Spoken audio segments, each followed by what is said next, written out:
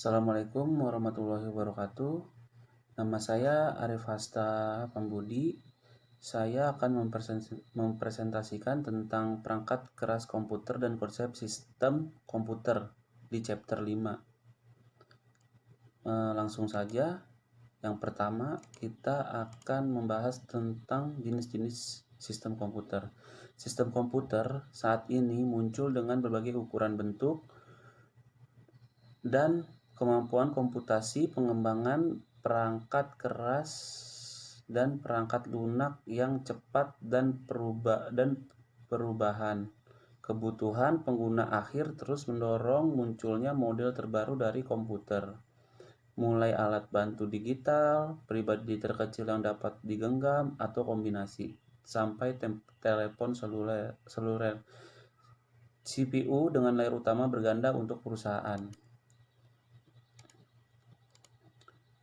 Ini adalah gambar sistem mikro. Yang pertama yaitu ada sistem mikro. Ini kebutuhannya komputer pribadi, jaringan komputer, pekerjaan teknis, bantuan digital pribadi, dan alat informasi. Sistem komputer itu ada 3. Yang pertama itu ada sistem komputer mikro, sistem mid-range, dan sistem mainframe.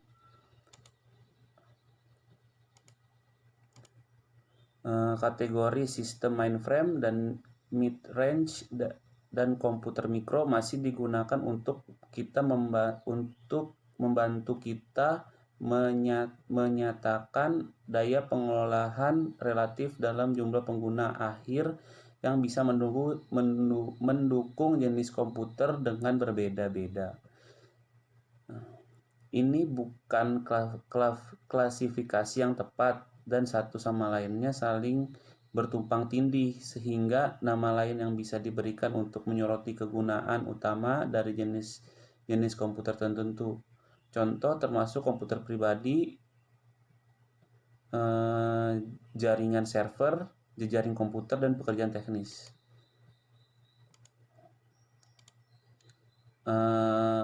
Sistem komputer mikro adalah kategori terpenting dalam sistem komputer untuk pelaku usaha konsumen, meskipun biasanya disebut sebagai komputer pribadi atau PC. Komputer mikro ini lebih dari sebuah mini bagi seseorang. Daya komputasi dari komputer mikro melebihi mainframe dan generasi komputer sebelumnya. Sebagian kecil karena biayanya untuk itu, mereka telah menjadi ahli dalam pekerjaan jaringan pelaku bisnis. Yang kedua, terminal komputer. Di sini ada perangkat apapun yang penting memberikan akses ke komputer yang menjalankan konversi utama dari jaringan perangkat komputer. Terminal standar berupa papan ketik, perangkat monitor dengan kemampuan pengolahan terbatas telah digantikan dengan terminal pintar yang merupakan jaringan komputer pribadi termodifikasi atau jaringan komputer. Juga termasuk jaringan terminal, yang mungkin terminal Windows yang tergantung pada server jaringan untuk perangkat lunak Windows, kemampuan mengolah dan penyimpanan, atau terminal internet yang bergantung pada internet atau server situs intranet sistem operasi mereka dan aplikasi perangkat lunak. Terminal pintar memiliki banyak bentuk dan bisa memasukkan data dalam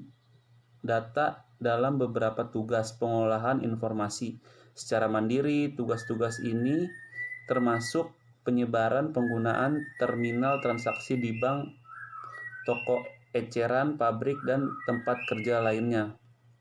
Contohnya anjungan tunai mandiri atau bisa disebut sebagai ATM, pabrik produksi, tempat pemberangkatan di bandara, dan terminal penjualan eceran. Biasanya disebut point of sale.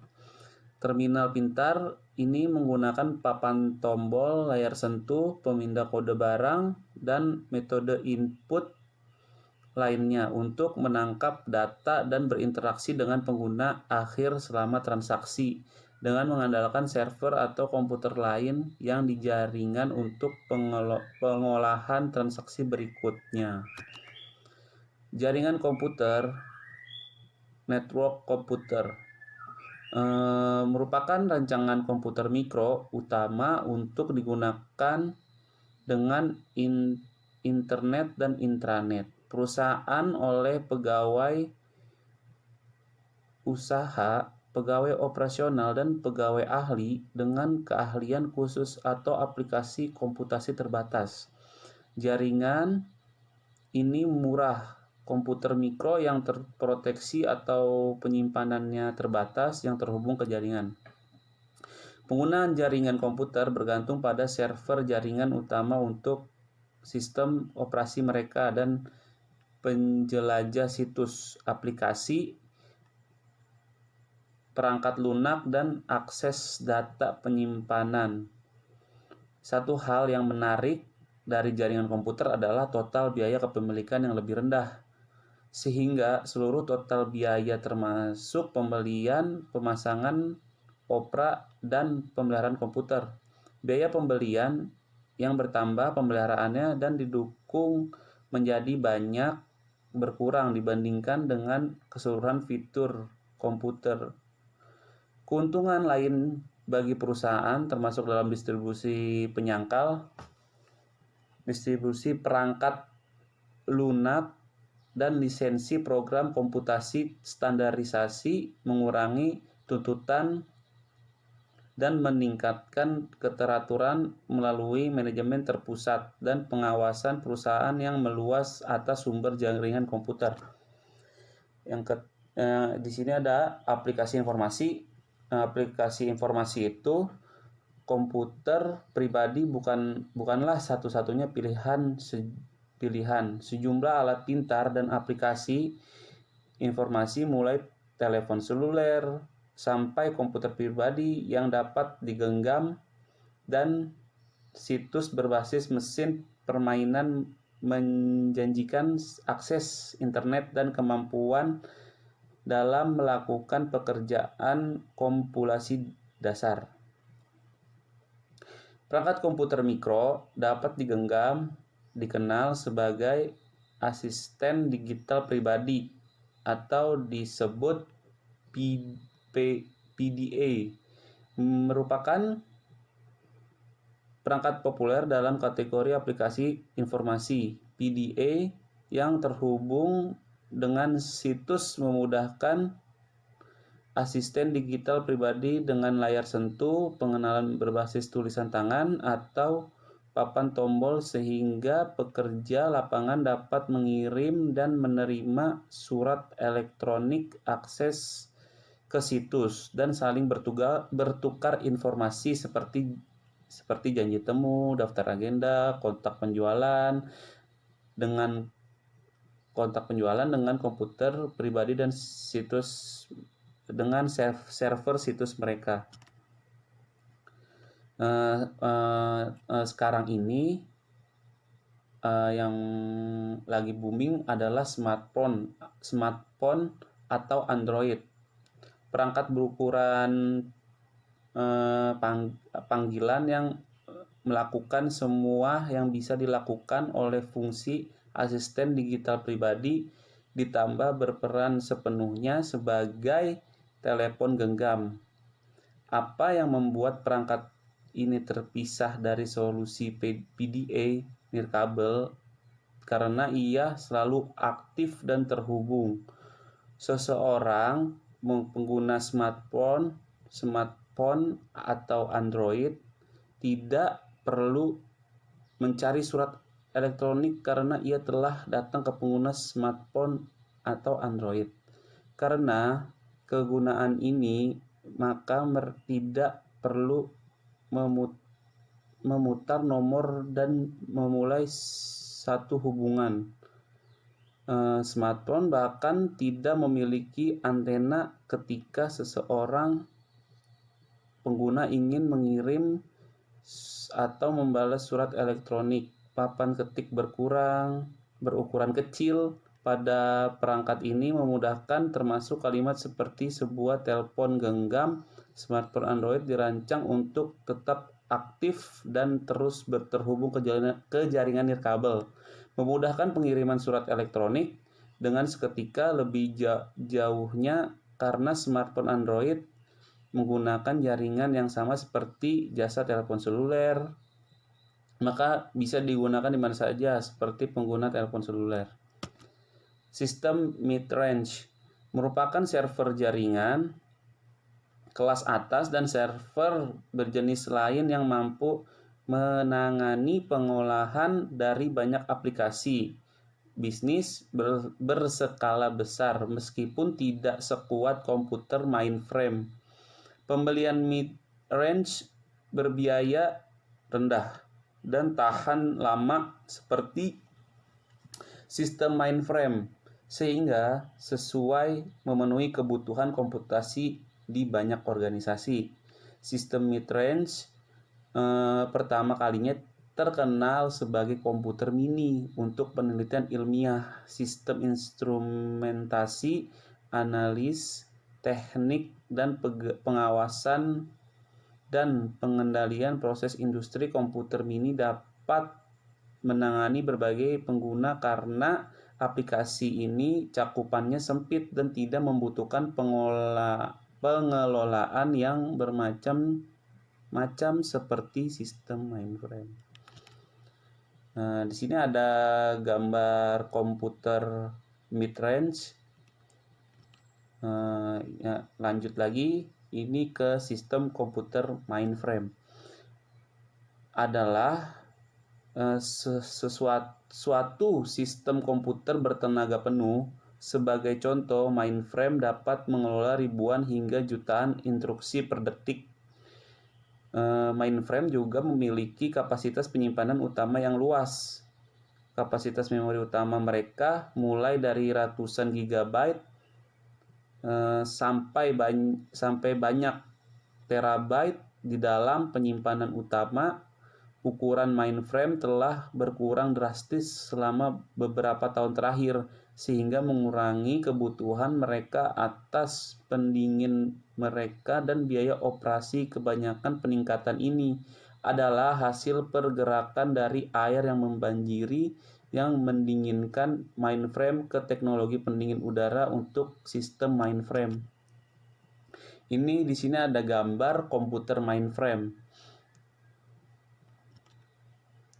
Istilah komputer super. Selanjutnya adalah istilah komputer super, menjelaskan sebuah kategori dari sistem komputer bertenaga penuh yang ekstrim, yang khususnya dirancang untuk pengetahuan dan teknik bisnis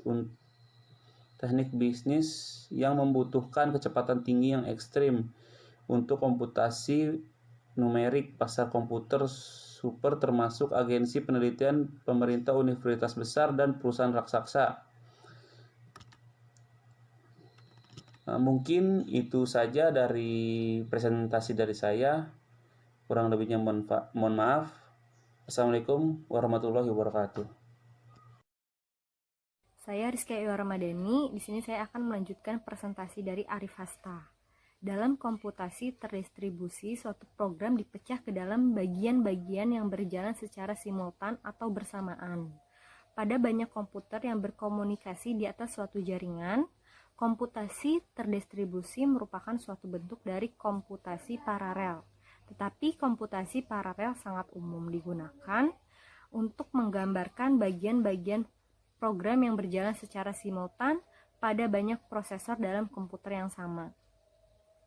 Contohnya, sebagai seorang pelaku bisnis, Anda tidak membutuhkan pengetahuan teknis yang terperinci dari komputer. Bagaimanapun, Anda perlu memahami beberapa konsep dasar mengenai sistem komputer yang seharusnya membantu Anda sebagai pengguna yang diberitahu dan produktif dari sumber daya sistem komputer.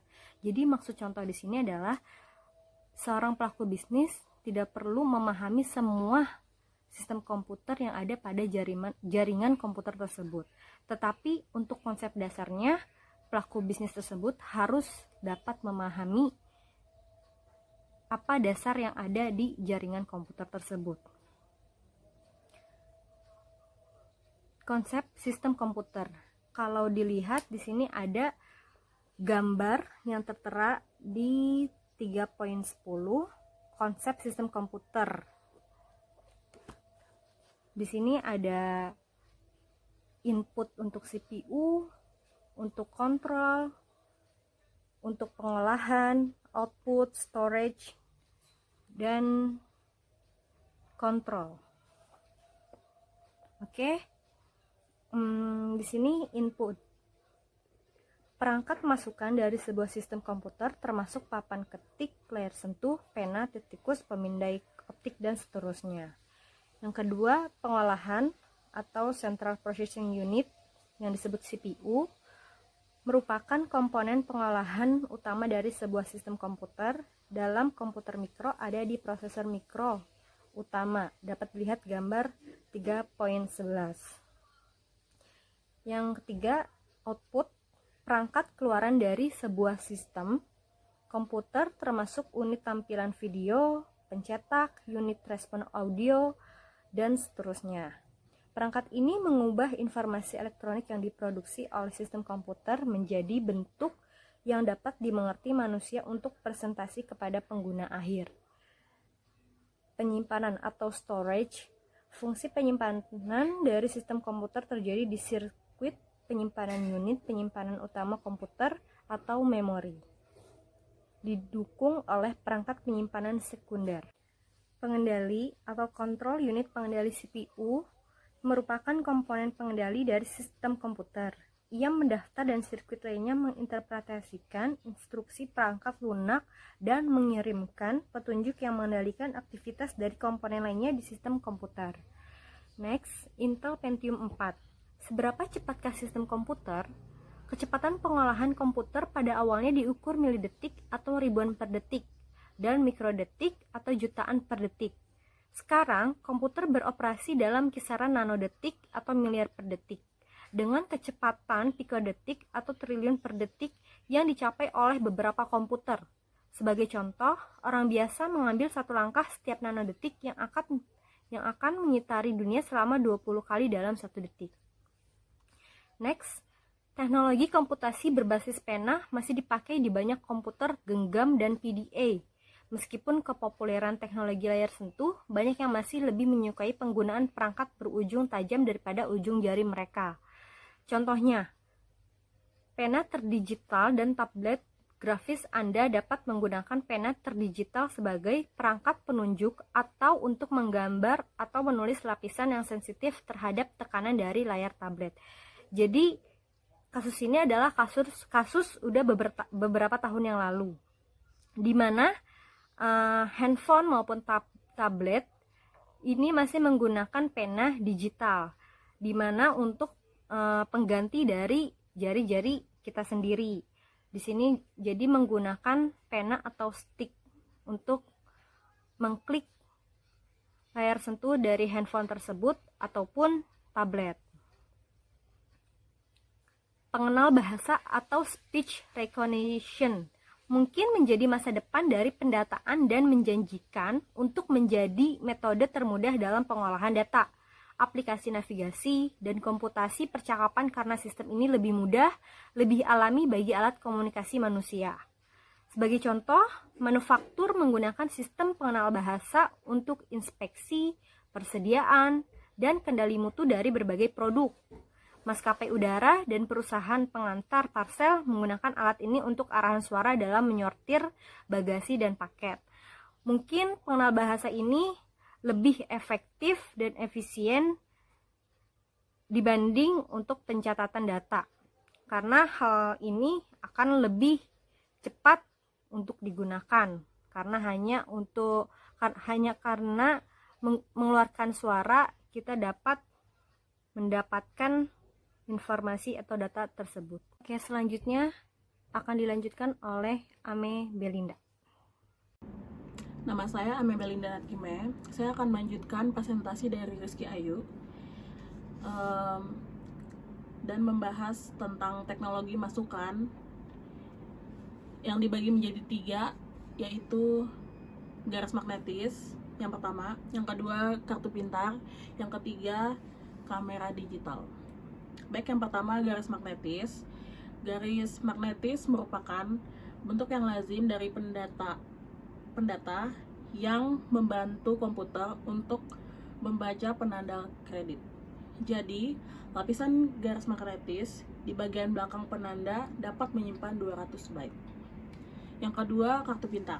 Kartu pintar atau smart card yang menanamkan keping mikroprosesor dan beberapa kilobyte memori ke dalam debit, kredit, dan kartu lainnya yang sangat populer di Eropa dan sudah tersedia juga di Amerika Serikat.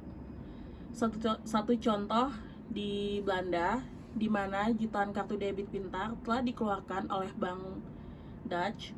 Kartu debit pintar dapat memudahkan Anda atau kita untuk menyimpan saldo tunai di dalam kartu dan secara elektronik mengirimkan sejumlah uang pada yang lain untuk membayar sejumlah kecil barang dan jasa. Yang ketiga ada kamera digital. Kamera digital mewakili teknologi dari seperangkat masukan yang tumbuh pesat.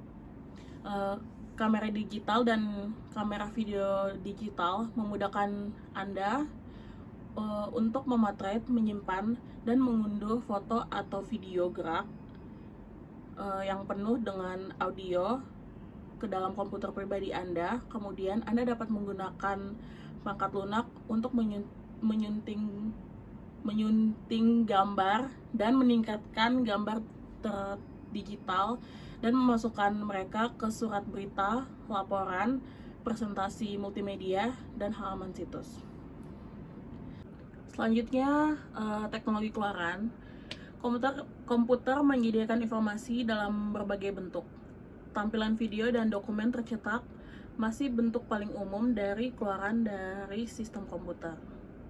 Namun, teknologi keluaran yang alami dan menarik seperti sistem respons suara dan keluaran multimedia terus ditemukan sering tampilan video dalam aplikasi bisnis. Sebagai contoh,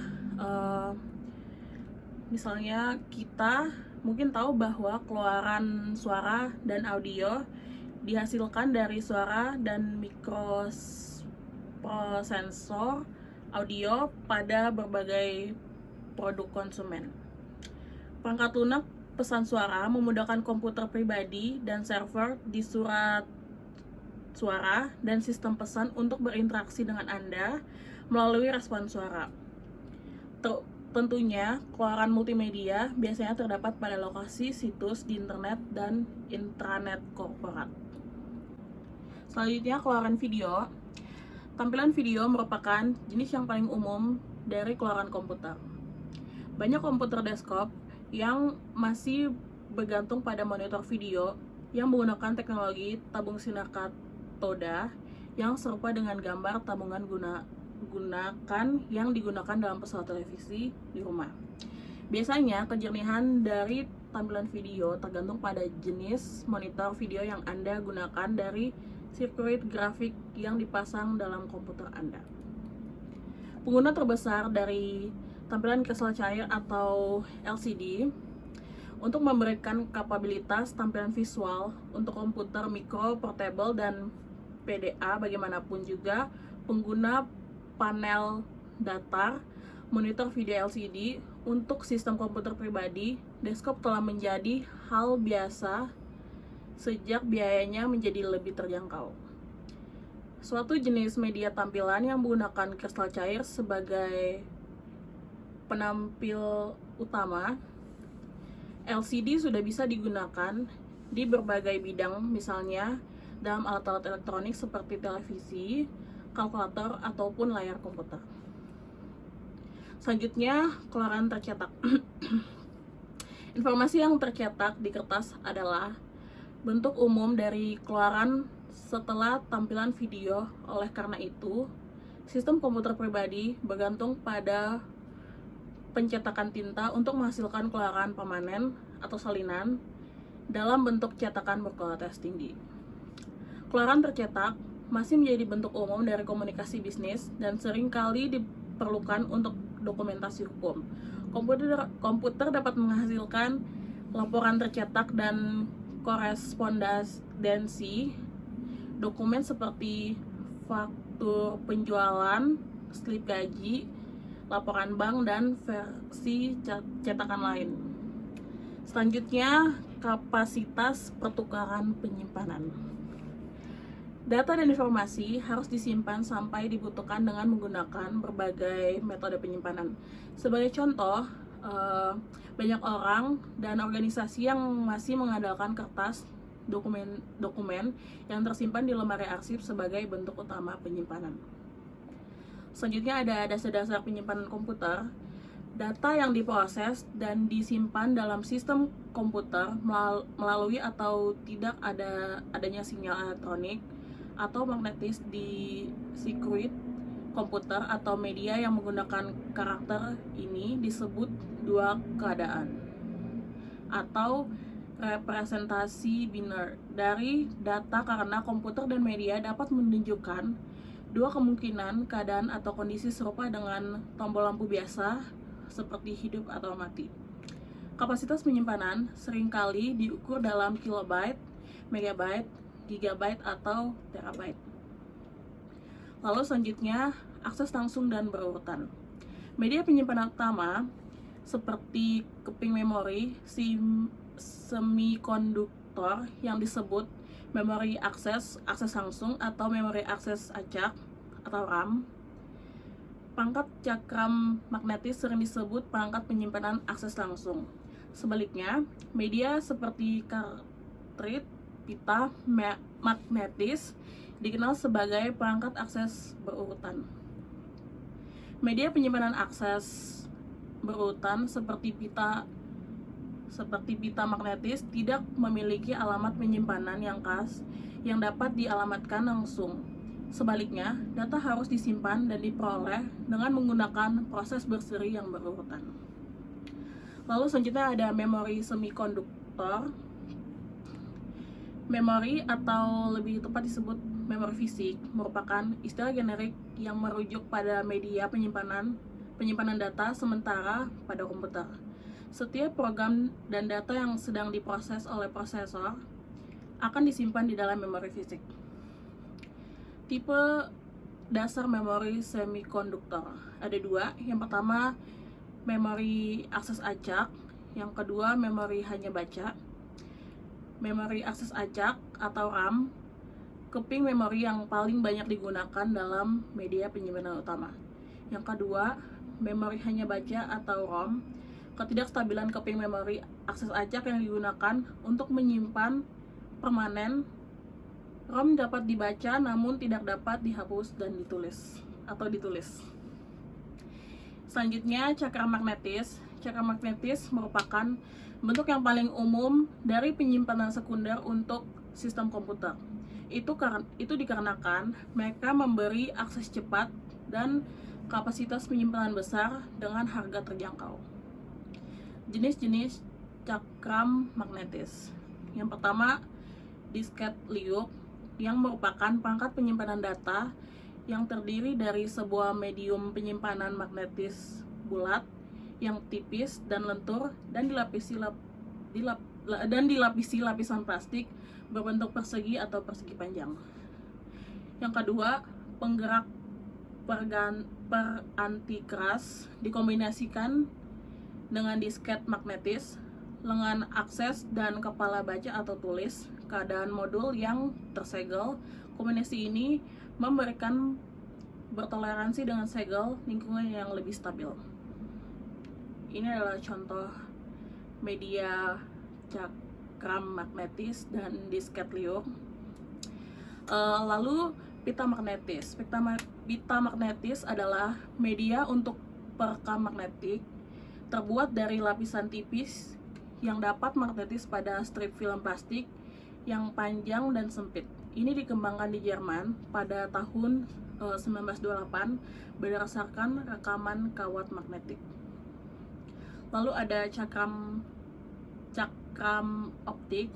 Cakram optik adalah segala macam media rekam berbentuk cakram yang dapat diisi atau berisi data atau informasi berupa suara, musik, film, atau data atau informasi lainnya yang dapat dibaca dengan mekanisme teknologi pemindaian atau scanning secara optik menggunakan sumber sinar yang intensitasnya tinggi seperti laser. Lalu ada identifikasi frekuensi radio. Pengenalan frekuensi radio adalah sebuah metode identifikasi dengan menggunakan saran yang disebut label RFID atau transponder untuk menyimpan dan mengambil data jarak jauh. Sekian dan terima kasih.